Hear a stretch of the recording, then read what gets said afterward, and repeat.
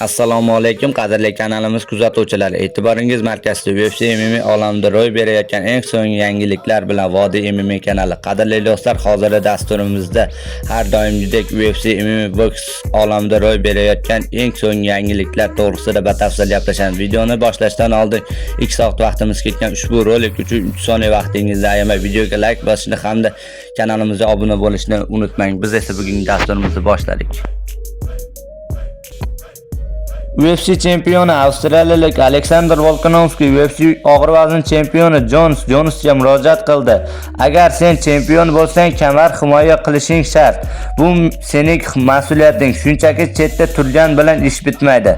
Sen yetarlicha faol bo'lib har qanday raqibga qarshi jang qilishing kerak. Jonsga nisbatan hurmatsizlik qilmoqchi emasman.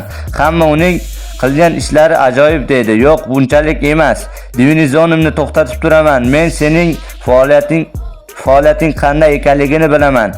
Sen barcha davlatlarning eng zo'r jangchisi hisoblanasan. Ammo jang qilmoqchi bo'lmasang, unda nafaqaga chiq dedi Volkanovski. Qadrli do'stlar, hozirgi dasturimiz xuddi mana shu yerda o'z yakuniga yetdi. Videoni oxirigacha ko'rganlar barchasiga kattakon rahmat. Video yoqqan bo'lsa like bosishni unutmang. Keyingi dasturlarimizni ko'rishguncha xayr, o'zingizni ehtiyot qiling. Vodiy MMA kanalida uzoqlashmang. Tez orada ko'rishguncha do'stlar.